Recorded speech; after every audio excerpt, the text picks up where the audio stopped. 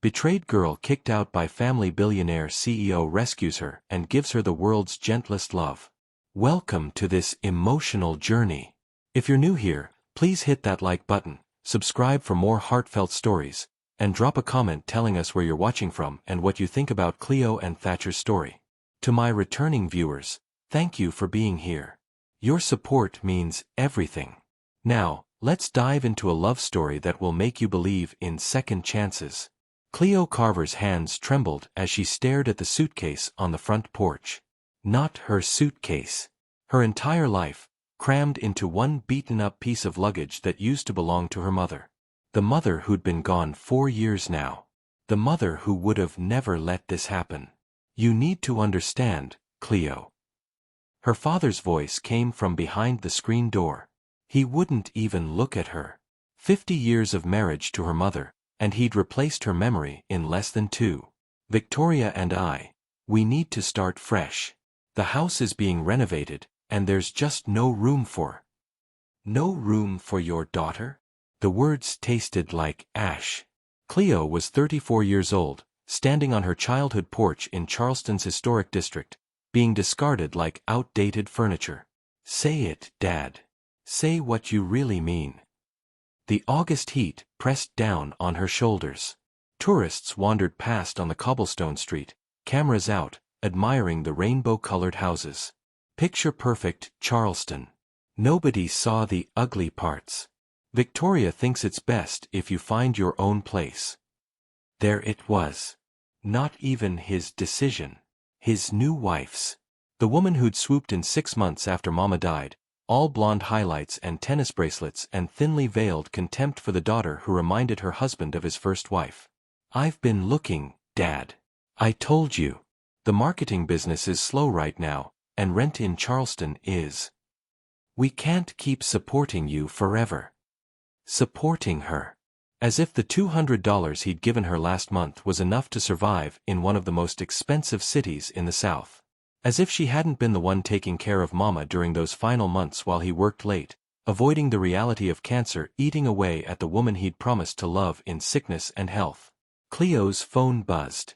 Another rejection from a potential client. She'd sent out 15 proposals this week. 0 responses until now, and this one was a polite no thank you. Cleo. Her father's voice softened slightly. Guilt, probably. Not enough to change his mind, though. You're a smart girl. You'll figure it out. Smart girl. She'd graduated summa cum laude from the College of Charleston. Built a freelance marketing consultancy from nothing. Kept her head above water through a pandemic and her mother's death and the slow, painful realization that her father's love came with conditions. The screen door didn't open. He wasn't coming out to hug her goodbye. Where am I supposed to go? She hated how small her voice sounded. Paloma's always offering to let you stay with her. Paloma lived in a studio apartment with her boyfriend. There was barely room for 2 people, let alone 3. Cleo picked up the suitcase. It was heavier than it should be. She'd packed light, just clothes and her laptop and the photo album from Mama's side of the family. Everything else, all her furniture and books and the coffee mugs Mama had collected, was already gone. Victoria had held an estate sale last weekend while Cleo was at a client meeting. She hadn't been invited. Goodbye, Dad. He didn't answer. The door closed with a soft click. Not even a slam. Just closure. Quiet and final. Cleo stood there on East Bay Street, watching tourists take photos of her family's house. The house where she'd learned to ride a bike, where she'd had her first kiss on the porch swing, where Mama had taught her to make she-crab soup in the kitchen that now belonged to someone else. Her phone rang. Unknown number. Probably another spam call, but at this point, what did it matter? Hello. Is this Cleo Carver? A woman's voice, professional and crisp. Yes. This is Harbor Point Events. We received your proposal for our fall marketing campaign. Are you available to meet tomorrow morning? We'd like to discuss bringing you on board. Cleo's heart jumped. Harbor Point Events was one of the biggest event planning companies in Charleston. She'd submitted that proposal 3 weeks ago and assumed they'd ghosted her. Yes. Absolutely. What time? 9 o'clock at our waterfront park office. Oh, and Ms. Carver? Bring your portfolio. Mr. Langford wants to see your previous work. The call ended before Cleo could ask who Mr. Langford was. She looked down at her suitcase. At her reflection in her phone screen, eyes red from crying she hadn't realized she'd started, mascara smudged. Tomorrow morning, she'd have a chance. Maybe. One meeting with someone named Mr. Langford who might give her enough work to afford first and last month's rent somewhere. Tonight, she had nowhere to sleep. Cleo dragged her suitcase down the street toward the waterfront. The Battery Promenade stretched out ahead, overlooking the harbor. Spanish moss hung from old oak trees, swaying in the breeze that carried the salt smell of the ocean. She'd figure something out. She always did. She had to. The park bench wasn't comfortable, but it was free. Cleo had spent the night curled up on a bench near the Battery, her suitcase serving as a makeshift pillow, her jacket pulled tight against the surprising chill of a Charleston August night. She dozed in fits and starts, jerking awake every time a car passed or footsteps echoed on the walkway. Now, as dawn broke over the harbor, painting the sky in shades of pink and gold that would have made her mother reach for her camera, Cleo felt every single one of her 34 years pressing down on her spine. Her phone showed 6:30 a.m. 2.5 hours until her meeting. She needed coffee, a bathroom, somewhere to make herself look like a successful marketing consultant instead of a woman who'd spent the night on a park bench. The public restroom near Waterfront Park opened at 7. Cleo dragged herself there, rolling her suitcase behind her, trying to ignore the early morning joggers who gave her pitying looks. She knew what she looked like: rumpled clothes, hair that had given up any pretense of being styled, the kind of exhaustion that settles into your bones and refuses to leave.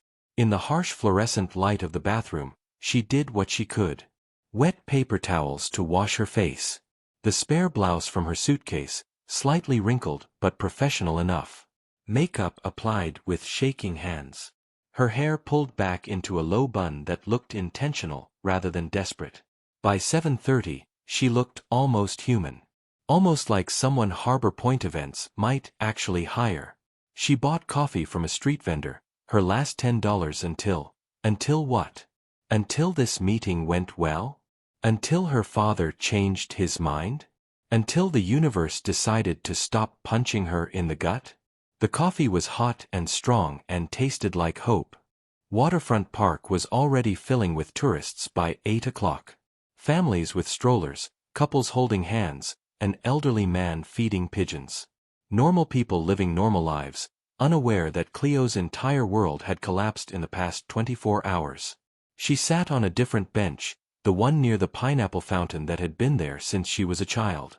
Mama used to bring her here after school, buying them both ice cream from the cart that used to park by the water. "You okay, honey?" An elderly woman paused beside the bench, concern etched into her weathered face. She was black, probably in her 70s, wearing a church hat despite the early hour. "You look like you could use a friend." Cleo's throat tightened. "Just waiting for a meeting." The woman didn't look convinced. "You need anything? Some breakfast? A place to freshen up?"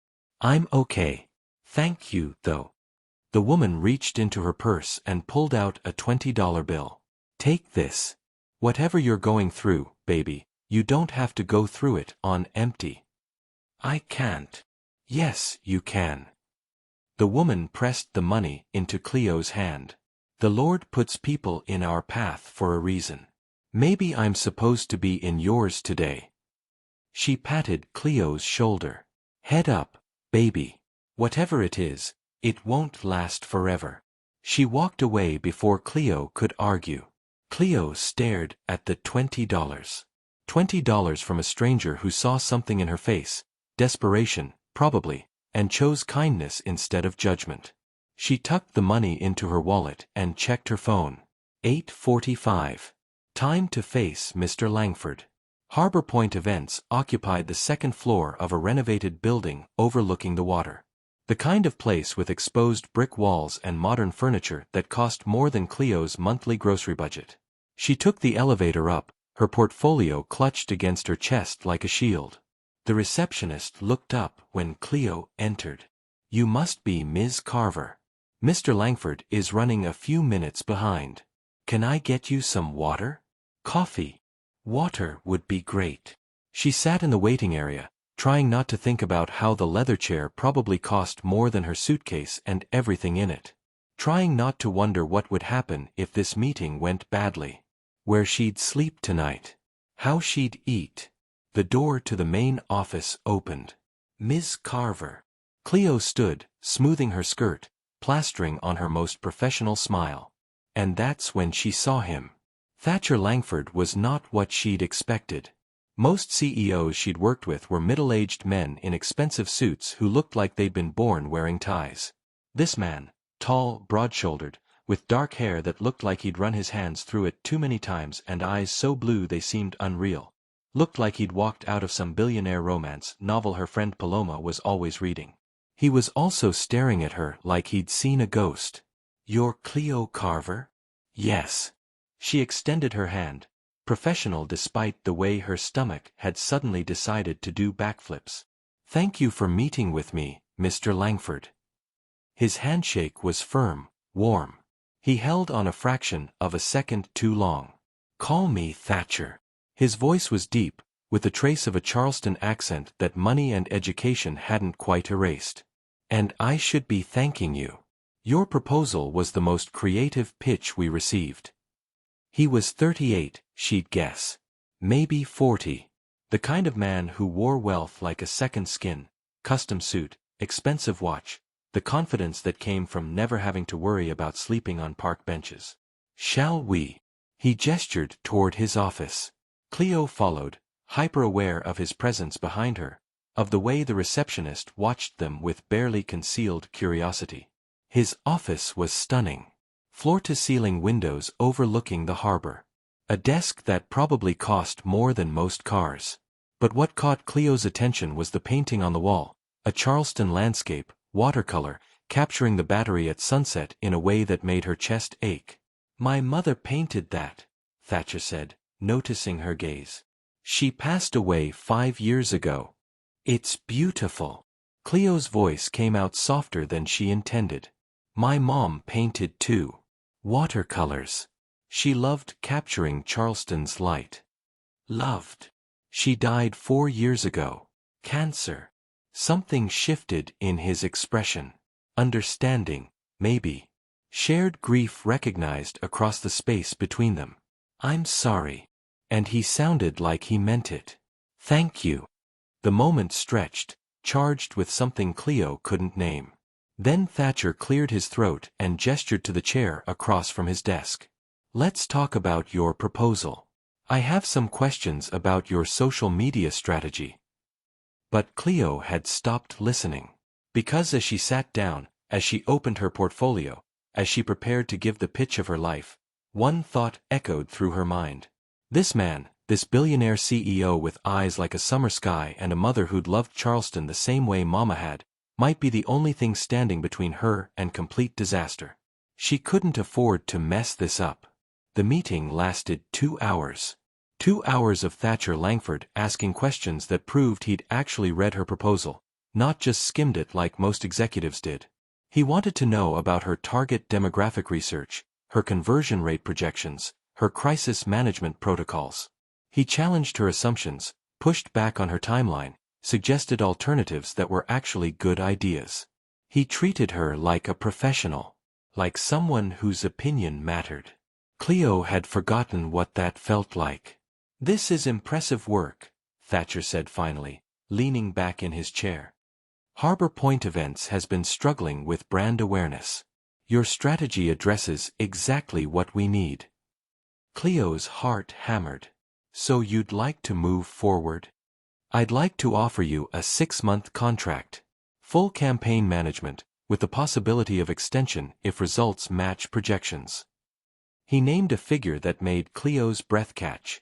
That was more money than she'd made in the past year combined. That's very generous." It's fair market value for quality work. He studied her across the desk. I'll have my assistant draw up the contract. We can start next week if that timeline works for you. Next week. As if she had a packed schedule. As if she wasn't currently homeless with $30 to her name. That works perfectly. Good. Thatcher stood, extending his hand again. Welcome to the team, Cleo. She shook his hand, trying to process the sudden shift in her circumstances. 12 hours ago, she'd been thrown out of her childhood home. Now she had a contract that would let her afford an apartment, food, maybe even start rebuilding the life that had crumbled around her. But as she turned to leave, her exhaustion must have shown. She stumbled slightly, catching herself on the edge of his desk. Sorry, When did you last eat? Thatcher's question was sharp, concerned. I had coffee this morning. Before that. Cleo's silence was answer enough. Thatcher's jaw tightened. He moved to his office door, stuck his head out. Jessica, can you order lunch from Magnolia's? 2 of everything. Thanks. Mr. Langford, that's not. Sit down. It wasn't a request. We're not done talking. Cleo sank back into the chair, suddenly aware of how light-headed she felt. How long had it been since she'd eaten a real meal? 2 days? 3. I'm fine, really. I just need to. You're not fine. Thatcher sat on the edge of his desk instead of behind it, studying her with an intensity that made her want to squirm. And I'm not just talking about missing a meal. Something's wrong. Nothing's wrong. I'm just... Cleo. The way he said her name, gentle but firm, made something crack inside her chest. You came to this meeting with a suitcase. Your clothes are wrinkled like you slept in them. You have circles under your eyes that makeup can't hide. And when my assistant offered you water, you drank it like you'd been lost in the desert. He paused. Where did you sleep last night? She should lie. Make up something about staying with a friend, about her apartment being fumigated, about anything other than the humiliating truth. But Thatcher was looking at her like he already knew. Like he'd known from the moment she walked into his office. The Battery, she said quietly. On a bench near the water. His expression didn't change, but something flickered in those impossibly blue eyes. Why? Because my father kicked me out of my childhood home yesterday afternoon, and I had nowhere else to go. Because his new wife decided there wasn't room for me anymore. Because apparently being 34 and struggling means you're expendable. The words poured out before she could stop them. I'm sorry. You don't need to hear this. I'll go. Stay. Thatcher's hand caught her wrist, gentle but grounding. Please. Cleo looked up at him, at this man she'd known for 2 hours, who was offering her kindness she didn't deserve and couldn't repay. I don't need your pity. Good. Because I'm not offering pity. He released her wrist but held her gaze. I'm offering a solution. Mr. Langford. Thatcher. Thatcher. His name felt strange on her tongue, too familiar for someone who held her immediate future in his hands. I appreciate the contract. That's more than enough. I have a guest house, he said. On my property in the historic district. 3 bedrooms, fully furnished, sitting empty because I keep meaning to rent it out and never get around to it. He crossed his arms. You need a place to stay. I need someone to make sure the property doesn't go to waste. Seems like a fair exchange. Cleo stared at him. You're offering me a place to live? We just met. I'm offering you temporary housing in exchange for property management. His tone was businesslike, but there was something else underneath. You'd have your own space, your own entrance.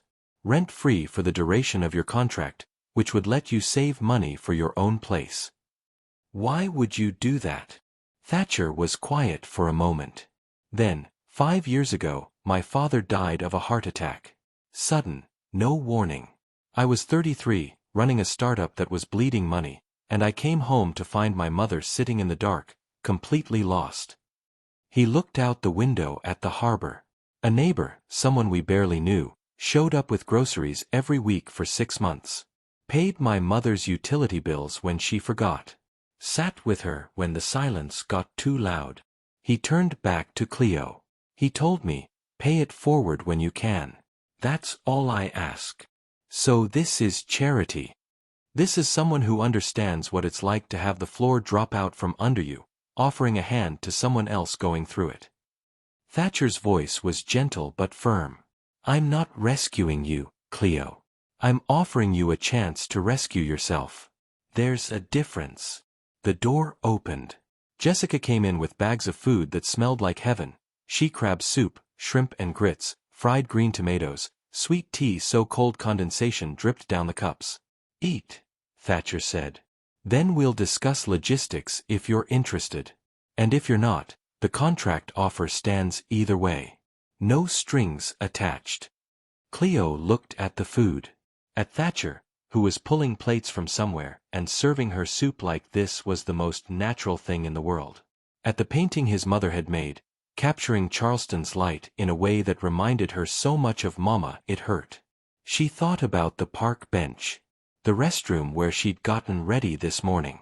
The $20 from a stranger who'd seen someone in need and chosen kindness. Maybe the universe wasn't done punching her. But maybe, just maybe, it was starting to offer something else too. Okay, she said quietly. Let's discuss logistics. Thatcher smiled, really smiled, and it transformed his entire face. Made him look younger, more approachable. Human instead of untouchable. Good. Now eat before your soup gets cold. Cleo picked up her spoon. The soup was hot and perfect and tasted like home. Like the kitchen where Mama used to cook, before Victoria had sold everything in an estate sale. And for the first time in 24 hours, Cleo let herself breathe. The guest house was not what Cleo expected. When Thatcher said, property in the historic district, she'd imagined something small. Modest. Maybe a converted carriage house behind one of the old mansions. Instead, he pulled up to a pristine white home on Church Street, one of the most expensive streets in Charleston, with actual columns and a wraparound porch and gardens that looked like they belonged in a magazine spread. This is your house? Cleo couldn't keep the disbelief from her voice. Family home. Inherited it when my mother passed. Thatcher grabbed her suitcase from his car, a sleek black Mercedes that probably cost more than some houses, before she could protest. I grew up here. Always felt too big for one person, but I can't bring myself to sell it. He led her down a brick pathway to the back of the property, where a smaller building sat nestled among oak trees and flowering gardens. Smaller being relative, it was still larger than most apartments Cleo had looked at. Guest house was an understatement. It had a full kitchen with granite countertops, a living room with French doors opening onto a private patio, 2 bedrooms upstairs, and finishes that screamed expensive taste. Thatcher, this is yours for the next 6 months, at minimum. He set her suitcase down in the living room. Keys are on the kitchen counter. Wi-Fi password is posted on the fridge. The main house is just up the path if you need anything, but you won't see much of me. I work long hours. Cleo turned in a slow circle, taking in the space. Hardwood floors. Crown molding. Windows that let in Charleston's golden afternoon light. It was more than she'd had even before her father kicked her out. I don't know what to say. Say you'll make yourself at home. Thatcher's smile was gentle. And that you'll start working on Harbor Point's campaign with a clear head instead of worrying about where you're sleeping. This is too much. It's sitting empty. You're doing me a favor. He headed toward the door, then paused. Oh, and Cleo. There's a standing invitation for dinner at the main house. My housekeeper, Martha, cooks for an army even though it's just me. She'd be thrilled to have someone actually appreciate her efforts. He left before she could argue. Cleo stood in the middle of her new temporary home, listening to the quiet. Not the exposed, vulnerable quiet of a park bench. The safe, solid quiet of walls and doors and locks that belonged to her, at least for now. She sank onto the couch, real leather, buttersoft, and finally let herself cry. Not the desperate tears from yesterday. These were different. Relief mixed with disbelief mixed with the overwhelming realization that maybe, just maybe, things were going to be okay. Her phone buzzed. Paloma. Girl, where are you? I've been calling since last night. Long story. Cleo wiped her eyes. You free for coffee tomorrow? I need to catch you up. Tomorrow? Cleo, your dad called me looking for you. Said you took off without telling anyone where you were going. He sounded worried. Cleo's laugh was bitter. Now he's worried? Where was that concern when he was packing my suitcase? Silence on the other end. Then, he kicked you out? Cleo, why didn't you call me? Because you don't have room, Paloma. I know you offered, but you and Trevor are barely fitting in that studio as it is. So where did you stay last night? Cleo hesitated. The Battery. But I'm good now. I have a place. The Battery. You slept outside? Jesus, Cleo. I'm fine. Better than fine, actually. She looked around the guest house. I got a major contract this morning. 6 months of work that's going to cover rent and then some. And my new client offered me temporary housing while I save up. Your client offered you housing? Paloma's voice went sharp with concern. Cleo, that sounds. It's not like that. He's. How did she explain Thatcher? He's actually decent. Lost his mother a few years ago, understands what it's like. The property was sitting empty anyway. Don't start. I'm just saying, girl, be careful. Rich men don't usually offer free housing without expecting something in return. Paloma. Okay. But I'm meeting this guy before you get too comfortable. Coffee tomorrow, and you're bringing your billionaire landlord for my inspection. He's not. Cleo stopped. What was Thatcher, exactly? Her client. Her landlord. The man who'd somehow seen through her professional facade to the desperation underneath, and decided to help instead of judge. Fine. Coffee tomorrow. But he's not coming. We'll see about that. Text me the details. After they hung up, Cleo explored the rest of the guest house. The bedrooms were both furnished with comfortable beds and dressers that looked antique. The bathroom had one of those clawfoot tubs she'd always dreamed about.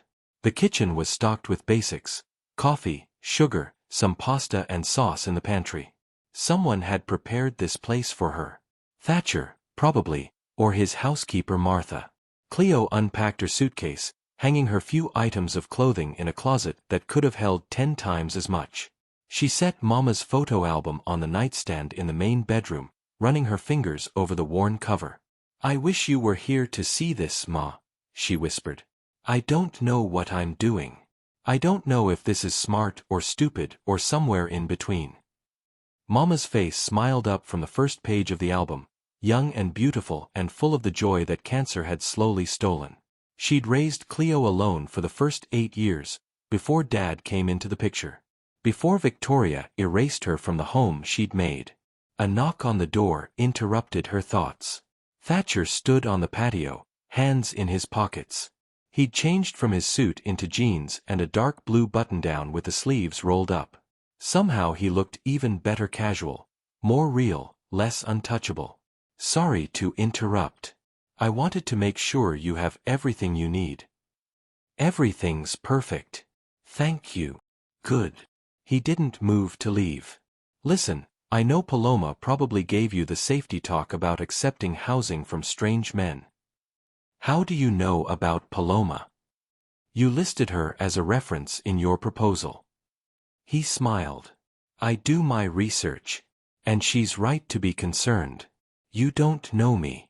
I could be a serial killer for all you know. Are you?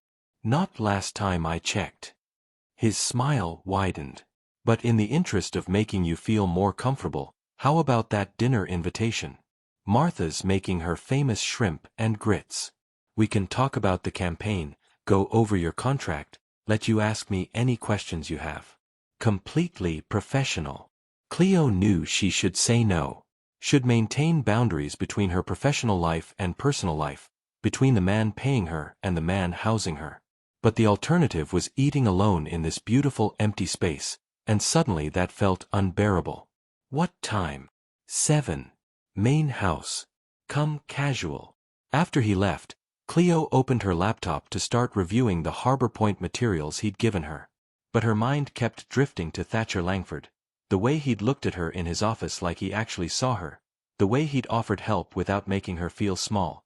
The way his smile had transformed his serious face into something that made her heart skip. This was dangerous territory. He was her client. Her landlord. A billionaire who lived in a world so far removed from hers they might as well be different species. But when 7 o'clock came, Cleo found herself walking up the brick path to his door, wearing the one dress from her suitcase that didn't look like it had been slept in. Thatcher answered on the first knock, and the way his eyes widened slightly when he saw her made something warm unfurl in her chest. You look beautiful. Thank you.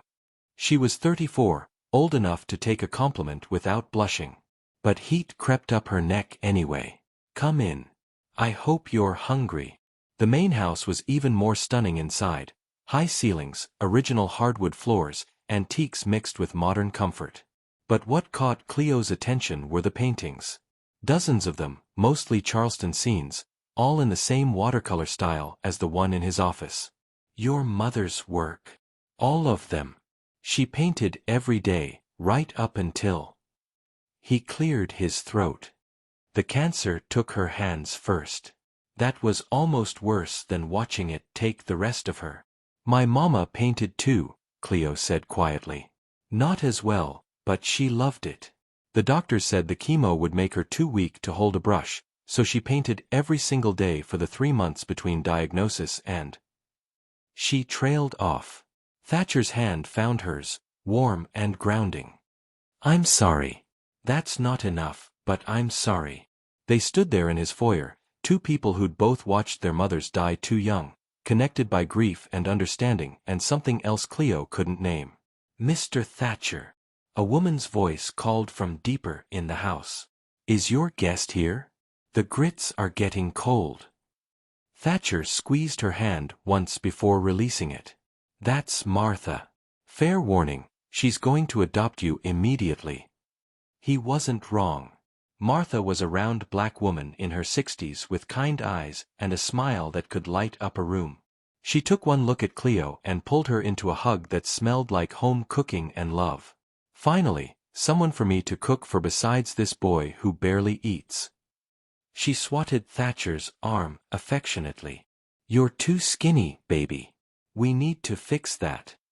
Dinner was incredible, shrimp and grits better than anything Cleo had tasted since Mama died, collard greens cooked with just enough spice, cornbread that melted in her mouth. They ate at a table that could seat 12 but felt intimate with just the two of them. Martha fussed over them before disappearing to give them privacy. Tell me about your business, Thatcher said, pouring sweet tea into her glass. How did you get started? Cleo hesitated. Her story wasn't pretty. But something about the way he asked, genuinely interested, not just making conversation, made her want to answer honestly. My mama got sick when I was 30. I'd been working at a marketing firm downtown. Good job, decent pay. But the hours didn't let me be there for her treatments, for the bad days, for... She took a breath. So I quit. Went freelance so I could work around her doctor appointments. That must have been hard. It was necessary. She met his eyes. Mama raised me alone until I was 8. Single mother, worked 2 jobs, made sure I had everything I needed even when she had nothing. When she needed me, there wasn't a question. Your father wasn't in the picture? Not until later. He met Mama at a church function when I was 8, swept her off her feet with promises of stability and family. They got married fast. Too fast, probably. Cleo pushed food around her plate. He was good to us for a long time. But after Mama died... She shrugged. I guess the obligation died with her. Thatcher's jaw tightened. He had no right to kick you out. He had every right. It's his house. That doesn't make it right. They were quiet for a moment. Then Thatcher said, my father died at work. Heart attack during a board meeting. He was 64, healthy as far as we knew. Just gone. His fingers traced the rim of his glass. Mom never really recovered. She had him cremated, scattered his ashes in the harbor, and then slowly faded away herself. Cancer was just the thing that finally took her body. Her heart died 5 years earlier. How did you cope? Work. I buried myself in building the company. Turned grief into success because it was easier than feeling anything. He looked up at her. Not healthy, but effective. What changed? I woke up one day and realized I was 38 years old, living alone in a house meant for a family, working 100-hour weeks for money I didn't need and success that didn't matter. His smile was sad. Turns out you can't run from loneliness forever. It catches up, eventually. Cleo understood that bone deep. Is that why you helped me? Because you know what alone feels like. Partly. Thatcher leaned forward. But also because when I saw you walk into my office this morning, exhausted and proud and determined not to show how desperate you were, I saw someone fighting like hell not to give up. That's worth helping. The air between them felt charged. Cleo's heart hammered against her ribs. Thank you, she whispered. For seeing me. For not judging. Nothing to judge. His voice was rough. You're doing what it takes to survive. There's no shame in that. They finished dinner talking about easier things. Charleston's history, her favorite restaurants, his work, her marketing strategies. But underneath the casual conversation ran a current of something deeper. Attraction, yes. But also recognition. Two people who'd both lost their mothers too young, both learned to survive alone, both carried grief they didn't know how to set down. When Thatcher walked her back to the guest house, the night air was warm and heavy with the scent of jasmine from the garden. Thank you for dinner, Cleo said at her door. And for the contract. And for this. She gestured to the guest house. For all of it. You're welcome. He stepped closer, close enough that she could smell his cologne, something expensive and subtle. Cleo, I want you to know, the housing isn't contingent on the contract. If you decide Harbor Point isn't the right fit, you're still welcome to stay here while you figure things out. Why are you being so kind to me? Thatcher reached up, tucking a strand of her hair behind her ear. The gesture was intimate, gentle. It made her breath catch. Because kindness is free, and you deserve it. And because... He paused. Because something about you makes me want to be kind. Makes me want to be better. He left before she could respond, walking back up the path to his empty house. Cleo stood on her patio, heart racing, and wondered what the hell she'd gotten herself into. 2 weeks into working on the Harbor Point campaign, Cleo had settled into a rhythm. Mornings in the guest house, laptop open, coffee strong, developing content strategies and social media campaigns. Afternoons at the Harbor Point office, meeting with their team, implementing her plans, watching engagement numbers climb. Evenings back at the guest house, except for the 3 nights a week when Martha insisted she come to dinner at the main house. Those dinners were becoming the highlight of Cleo's days. You're glowing, Paloma said over coffee one September morning. They'd finally managed to sync schedules for their catch-up. Like, actually glowing. What's going on? The campaign's going well. Harbor Point's social media engagement is up 40%. I'm not talking about work. Paloma leaned forward, eyes sharp. I'm talking about the way you keep checking your phone. The way you're wearing makeup on a Saturday. The way you just ordered a cappuccino instead of regular coffee like you've done every Saturday for 5 years. Cleo sipped her cappuccino, buying time. Maybe I wanted to try something different. Or maybe you're trying to impress someone. I'm not. It's the Billionaire, isn't it? Your landlord-client. Paloma's grin was wicked. Girl, I knew it. Tell me everything. There's nothing to tell. We're professional. Professional people don't glow like that. Cleo sighed. Okay, fine. We have dinner sometimes. He's interesting. And kind. And Martha, his housekeeper, she reminds me of Mama's sister. And yes, he's attractive, but that's irrelevant because nothing's happening. But you want something to happen. Did she? Cleo thought about Thatcher's smile, the way his eyes crinkled at the corners when he laughed. The way he listened when she talked, really listened, like her words mattered. The way he'd found her crying over a rejection email last week and sat with her in silence until she felt strong enough to try again. It doesn't matter what I want, Cleo said finally. He's my client. He's housing me out of charity. It's not charity if there's chemistry. Paloma. I'm just saying, life's too short to ignore attraction because of arbitrary rules. Paloma stirred her latte. Mama used to say the universe puts people in your path for a reason. Maybe Thatcher's your reason. My reason for what? For believing in good men again. For letting yourself be happy. For remembering that you deserve good things. Paloma reached across the table, squeezing Cleo's hand. Your dad messed you up when he chose Victoria over you. I see it. The way you keep waiting for Thatcher to show his real face, to ask for something in return, to prove he's just like every other man who's disappointed you. But babe, what if he doesn't?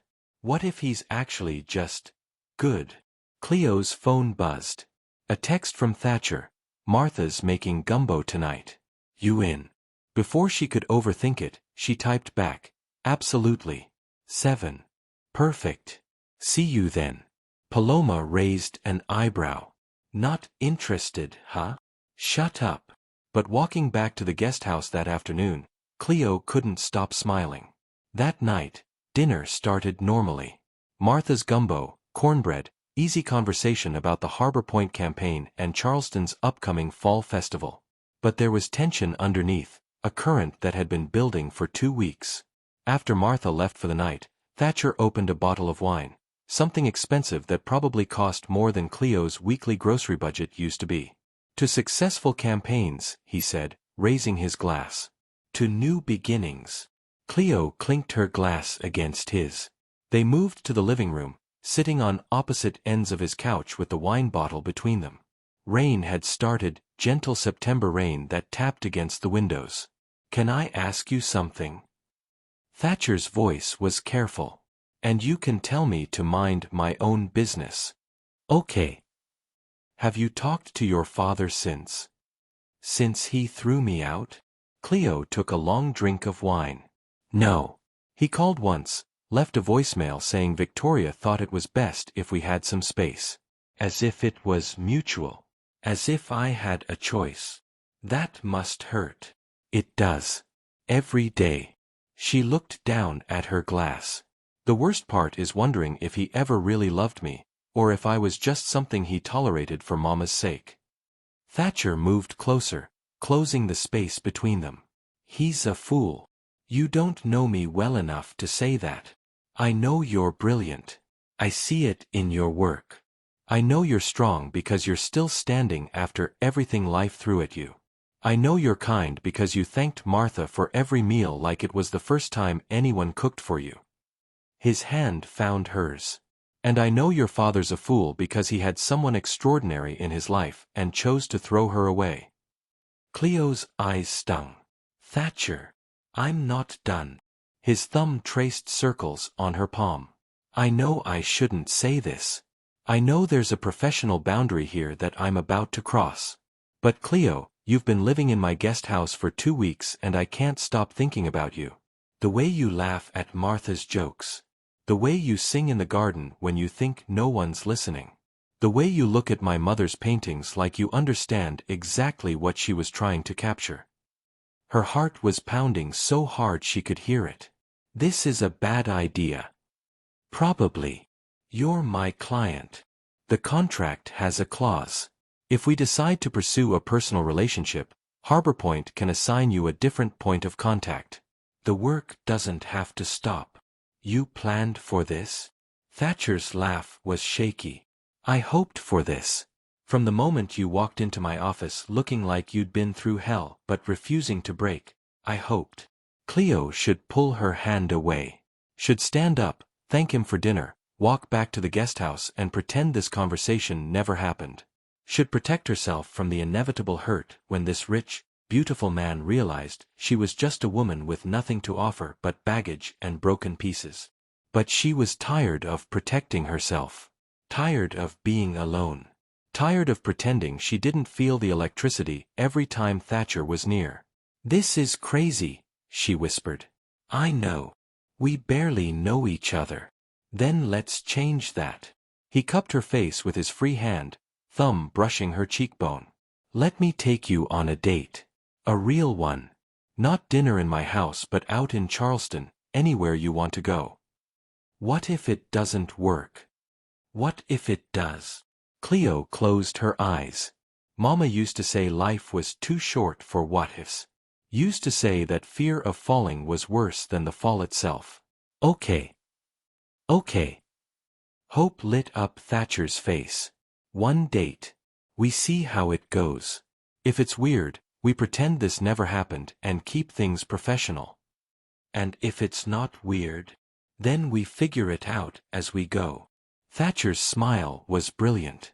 Tomorrow night. 7 o'clock. Wear something nice. Where are we going? It's a surprise. He stood, pulling her up with him. They were close now, close enough that Cleo could see flecks of gray in his blue eyes, could feel the warmth radiating from his body. Thank you for saying yes. Thank you for asking. He walked her to the door, his hand on the small of her back, possessive and gentle at once. On the porch, he turned her to face him. Good night, Cleo. Good night. He leaned down, pressed a kiss to her forehead, sweet and chaste and promising more. Then he stepped back, hands in his pockets, watching as she walked down the path to the guest house. Cleo glanced back once. He was still standing there, silhouetted in the doorway, and the look on his face made her heart skip. Inside the guest house, she leaned against the closed door and touched her forehead where his lips had been. One date.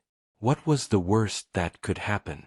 Thatcher picked her up at 7 sharp, looking devastating in dark slacks and a white button-down that made his eyes impossibly blue.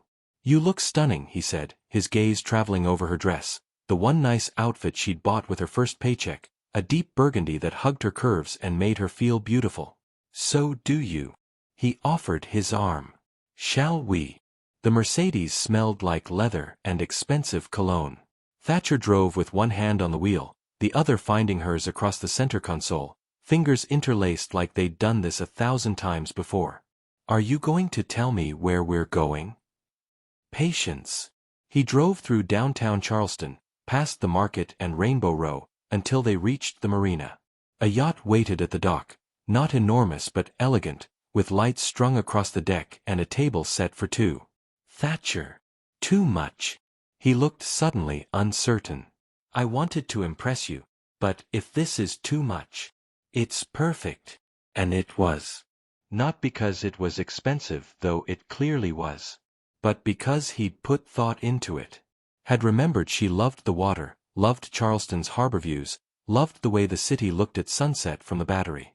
They boarded the yacht, which belonged to a friend who owed Thatcher a favor. A private chef had prepared dinner, she-crab soup, blackened grouper, asparagus that melted on the tongue. They ate as the boat cruised slowly through the harbor, Charleston's skyline glittering in the distance. I used to dream about this, Cleo said, watching the city lights reflect on the water. When I was a kid, Mama would take me to the battery and we'd watch the yachts go by. She'd make up stories about the people on them, where they were going, what adventures they'd have. Where are we going? Thatcher asked. In your story? Cleo smiled. Somewhere neither of us has been before. Somewhere that scares us a little because it's unfamiliar, but we go anyway because the adventure is worth the fear. I like that story. After dinner, they stood at the railing, watching the sun sink toward the horizon. Thatcher's arm was around her waist, and Cleo let herself lean into him, let herself enjoy the solid warmth of his body against hers. "Can I ask you something?" she said quietly. "Anything. Why are you still single? A man like you, successful, kind, devastatingly attractive, someone should have snatched you up years ago." Thatcher was quiet for so long Cleo thought he wouldn't answer. Then, "I was engaged once. 7 years ago. Her name was Caroline. She came from old Charleston money, fit perfectly into the world I was building. My mother loved her. What happened? I was 31, working insane hours to keep my company afloat. Caroline was patient at first.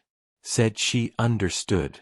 But after a year of cancelled dates and forgotten anniversaries and choosing board meetings over her, she gave me an ultimatum."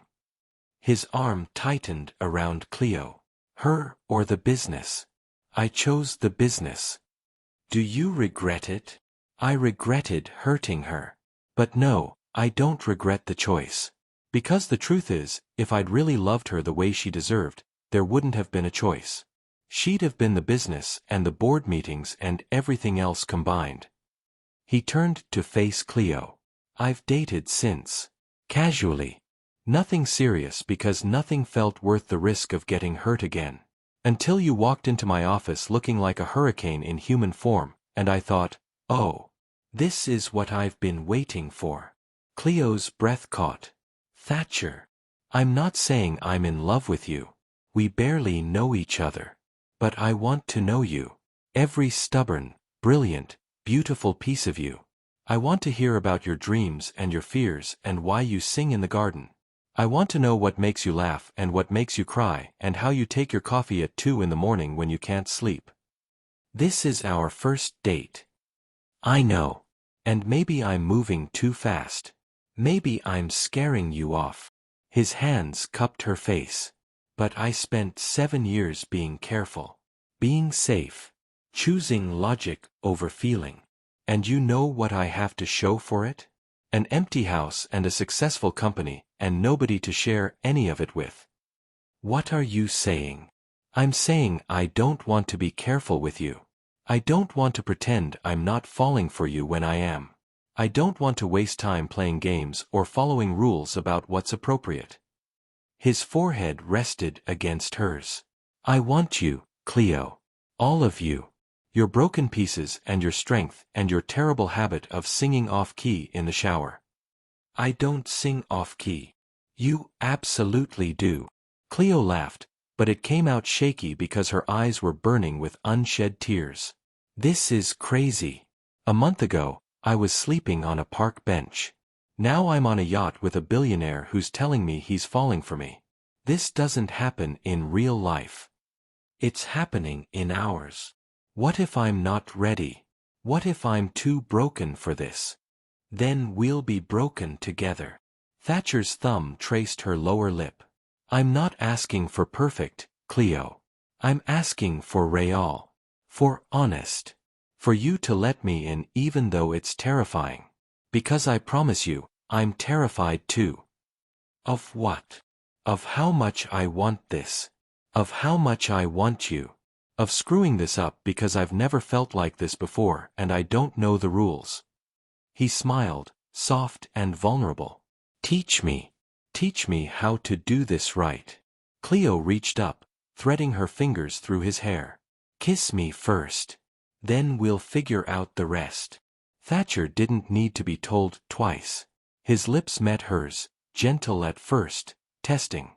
But when Cleo pressed closer, when her hands fisted in his shirt, the kiss deepened. It was heat and promise and hope all tangled together. It was the feeling of falling and being caught at the same time.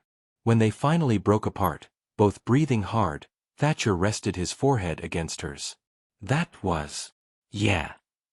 Cleo's heart was racing. It really was. They spent the rest of the evening on the yacht, talking and kissing and talking some more. Thatcher told her about his company, the early days when he'd lived on ramen and ambition.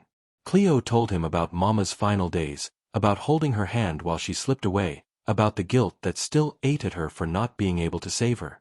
"You gave her what mattered most," Thatcher said, holding her against his chest as the boat docked.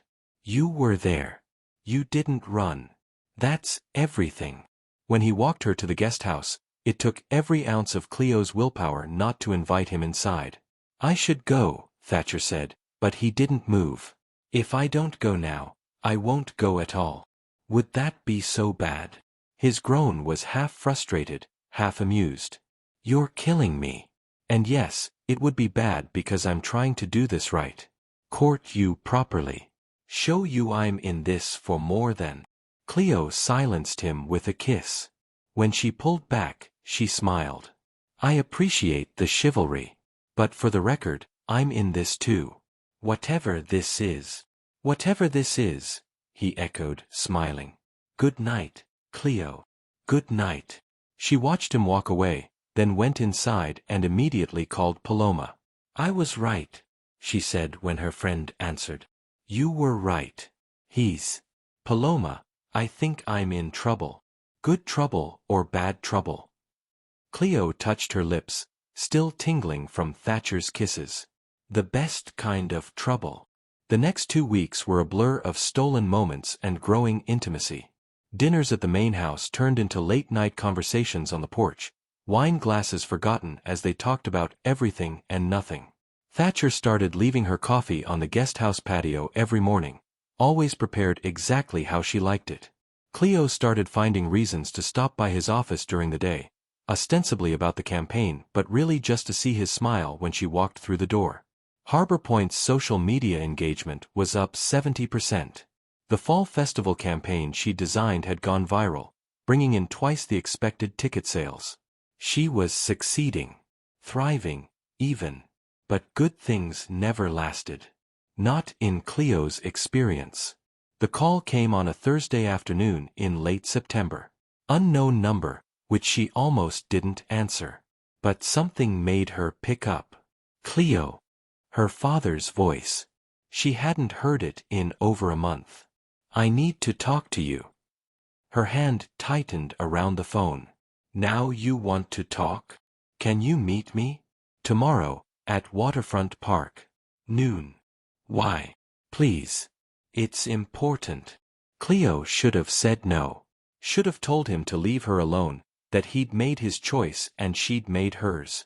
But curiosity, and maybe a tiny spark of hope, made her agree. She told Thatcher that night over dinner. "Do you want me to come with you?"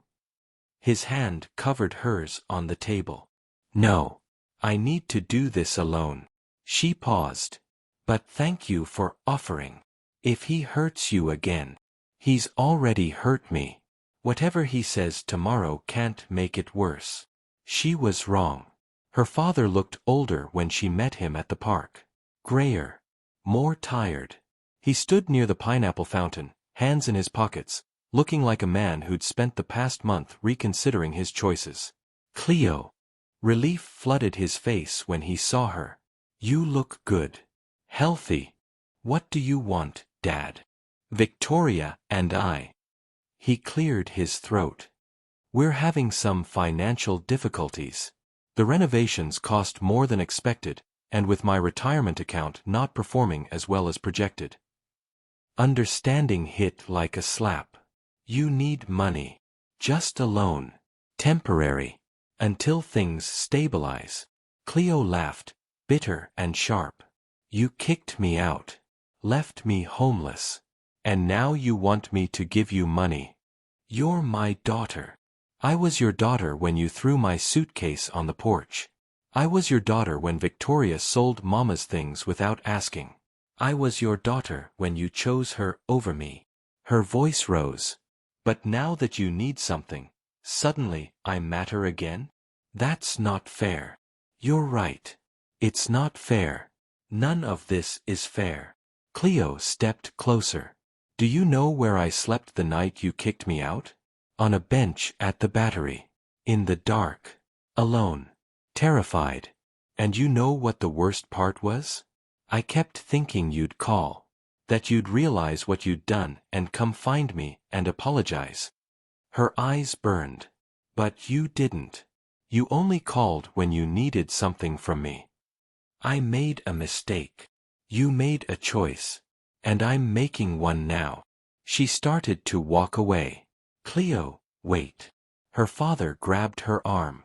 I know I messed up. I know Victoria pushed me to make decisions I shouldn't have made. But I'm still your father. And I'm asking for help. She looked at his hand on her arm. At the desperation in his eyes. At this man who'd raised her for 26 years and then abandoned her the moment it became inconvenient. No. What? No, I won't help you. Not because I don't have the money. I do now, thanks to someone who saw value in me when you didn't. But because you need to learn the same lesson you taught me. She pulled her arm free. That when you throw people away, you don't get to pick them back up when you need them. You don't mean that. I really do. Goodbye, Dad. This time, he didn't try to stop her. Cleo made it to her car before the tears came.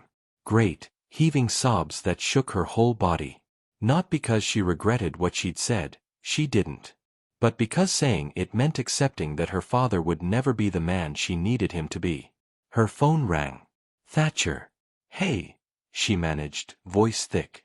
Where are you? In my car near Waterfront Park. Stay there. I'm coming to you. Thatcher, you don't have to. I'm already in the car. Stay put. He arrived 10 minutes later, pulling up beside her. He didn't say anything, just opened her car door and pulled her into his arms. Cleo buried her face in his chest and let herself break.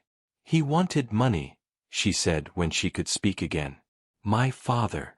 He called to ask for money. Not to apologize. Not to check if I'm okay. Just money. Thatcher's arms tightened around her. What did you tell him? No. Good. Is it?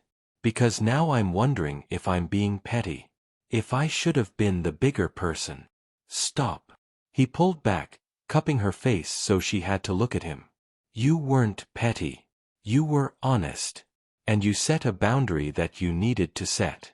There's no shame in that. Then why do I feel so awful?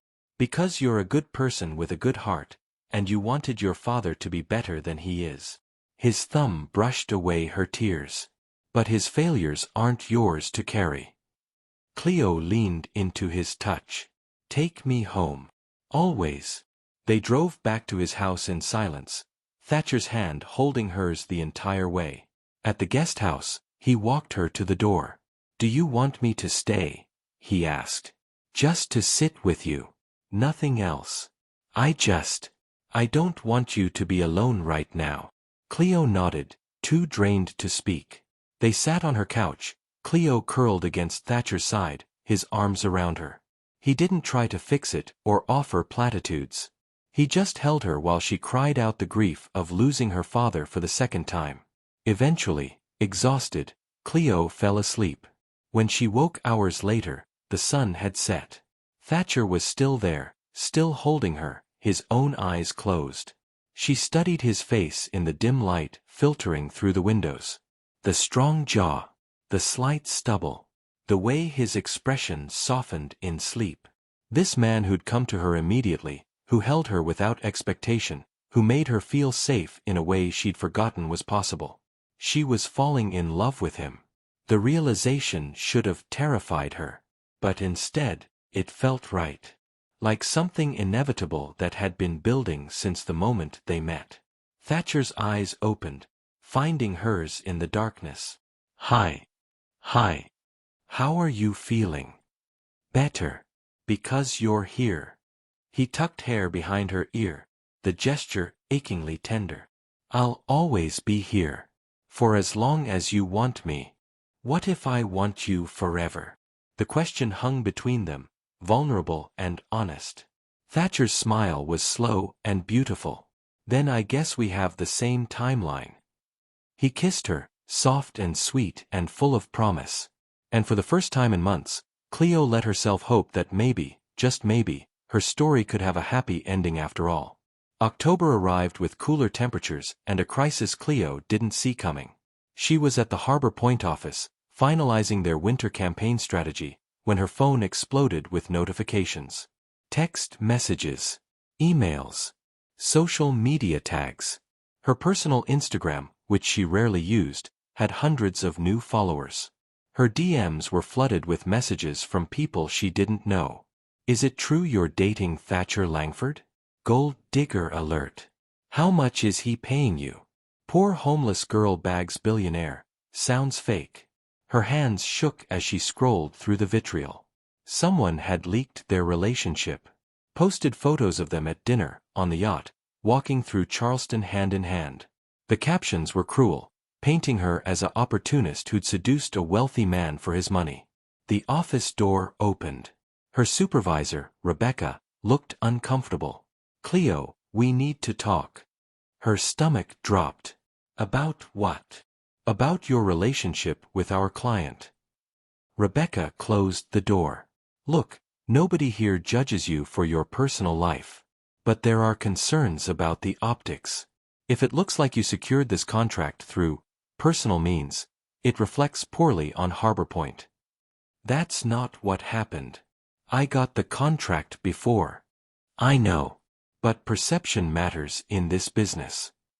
Rebecca's expression was sympathetic but firm.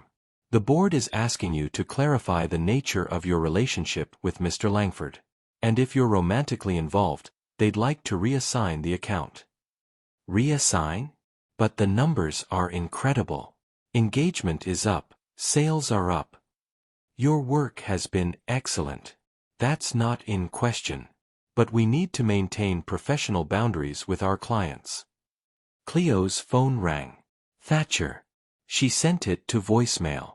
I understand, she said quietly. I'll provide clarification. After Rebecca left, Cleo stared at her laptop screen. The fall festival campaign she designed was displayed, her most successful work to date. Numbers that proved her skill had nothing to do with who she was sleeping with. But numbers didn't matter when people had already decided you were a fraud. Her phone rang again. Thatcher, again. This time she answered. Hey. Are you okay? I just saw the posts. Cleo, I'm so sorry. Did you know about the photos? What? No. Someone must have followed us. Some photographer, or... It doesn't matter. Her voice was flat. Harbor Point wants to reassign your account. They think I slept my way into the contract. That's ridiculous. I'll call them. I'll explain. Don't. Cleo closed her eyes. That'll only make it worse. Make it look like you're protecting me because we're involved. We are involved. Maybe we shouldn't be. Silence. Then. What? This is too complicated, Thatcher. Your world and mine, they don't mix. And I can't afford to lose this contract. It's my career. My reputation. Everything I've built. So what are you saying? I'm saying maybe we need to take a step back. Keep things professional until the contract is over. 6 months. His voice was tight. You want us to pretend we don't have feelings for each other for 6 months? I want to protect what I've worked for. And what about what we've built? Does that not matter? Cleo's eyes burned. Of course it matters. But Thatcher, look at the comments. Look at what people are saying about me. Gold digger. Opportunist. Charity case who seduced you for money. Is that really what you want attached to your name? I don't give a damn what strangers think. Well, I do. Because those strangers are potential clients. And right now, my reputation is being shredded because I had the audacity to date someone successful. So we hide? Pretend we're not together. I'm saying we pause. Just until the contract ends and I'm not financially dependent on you anymore. The hurt in Thatcher's voice was palpable. You think I'm using the contract to control you? No. But other people will think that. And I can't fight my way out of homelessness only to be reduced to someone's kept woman in the court of public opinion. Cleo, I have to go. I'll talk to you later. She hung up before he could respond. That night, alone in the guest house, Cleo sat in the dark and let herself cry. Not the cathartic tears from when Thatcher had held her. These were bitter, angry tears for a world that couldn't let a black woman date a white billionaire without turning it into something dirty. Her phone buzzed with another text from Thatcher. Please talk to me. She turned the phone off. The next morning, Martha knocked on her door with breakfast, pancakes, bacon, fresh fruit. Her eyes were kind but concerned. Baby, whatever's going on between you and Mr. Thatcher, don't let the world's ugliness poison something good. You saw the posts? I saw. Martha set the tray down. And I've known that boy since he was in diapers. I've never seen him look at anyone the way he looks at you. Like you hung the moon and stars just for him. It doesn't matter how he looks at me if being with me ruins both our reputations. Reputation. Martha snorted. You know what my mama used to say. People who matter don't mind, and people who mind don't matter. Those folks on the internet don't know you. Don't know your heart. Don't know what you've survived to get here. But Harbor Point knows. And they're questioning whether I earned this contract legitimately. Did you? Yes. Then stand in that truth, baby. Don't let fear make you push away the first good thing you've had in a long time.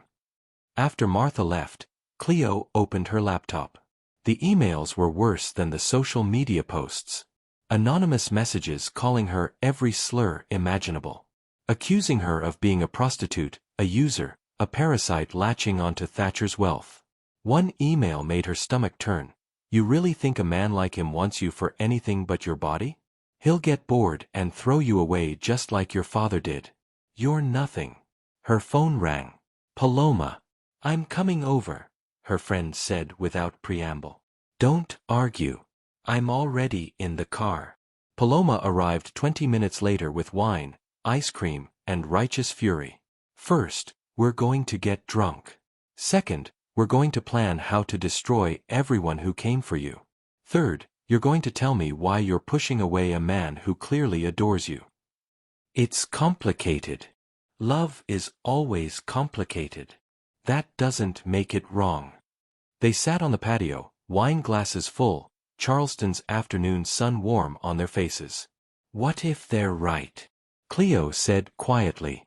What if I am just a charity case he'll get tired of? Do you really believe that? I don't know what I believe anymore. A month ago, I was homeless. Now I'm living in a guest house that's nicer than anywhere I've ever lived, working a contract that pays more than I've made in years, dating a man who's so far out of my league it's laughable. She took a long drink. It feels too good to be real. And in my experience, things that seem too good to be true usually are. Or maybe you're so used to being hurt that you can't recognize when someone genuinely cares about you. He barely knows me. He knows enough. And from what you've told me, he chose you before he knew you were desperate. He offered you the job based on your work. The housing came after. Paloma leaned forward. Cleo, listen to me. Your father screwed up your perception of men. Made you think love is conditional, that you have to earn it by being perfect and convenient. But real love isn't like that. Real love sees your mess and says, I'll help you clean it up. What if I'm too broken for real love? Then you find someone willing to be broken with you. Paloma squeezed her hand. Stop sabotaging this because you're scared. If it doesn't work out, at least you tried. But if you push him away without giving it a real chance, you'll regret it forever. That night, Cleo finally responded to Thatcher's texts. Can we talk? Tomorrow. His reply was immediate. My office. 10 a.m. I'll clear my schedule. She barely slept. When morning came, she dressed carefully. Professional but not cold, approachable but not desperate. She practiced what she'd say, how she'd explain the fear that had made her push him away. But when she walked into his office, the words died on her lips. Thatcher looked exhausted. Dark circles under his eyes. hair disheveled like he'd been running his hands through it. He stood when she entered, but didn't move toward her. "Thank you for coming." "Thatcher, I'm sorry. Let me go first." He gestured to the chair across from his desk. "Back to professional distance. I've been thinking about what you said. About perception. About protecting your career. And you're right." Her heart sank. "I am. Being with me puts you in an impossible position. People will always question whether you earned your success or whether I handed it to you. That's not fair, but it's reality." He sat down, and the physical distance felt like a chasm. "So I'm going to make this easier for you." "What do you mean?" "I'm having Harbor Point reassign the account to Rebecca.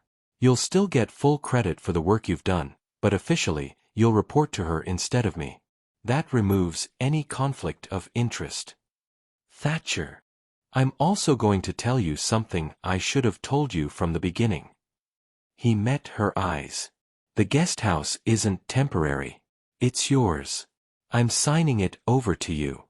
Free and clear. So you're not living there because of me or dependent on me for housing."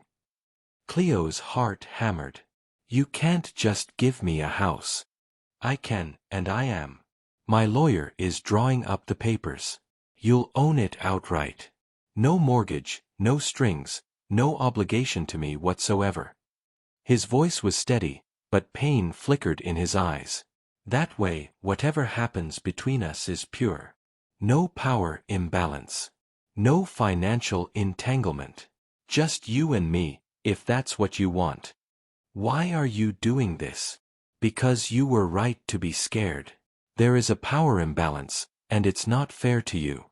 You shouldn't have to choose between your career and a relationship. You shouldn't have to worry that people will think you're with me for money." He stood, moved to the window overlooking the harbor.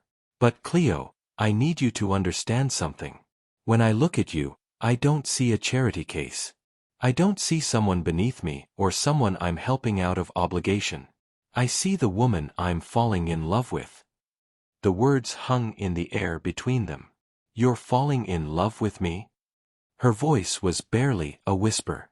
"I've been falling since the moment you walked into this office looking like you'd been through hell but refusing to quit.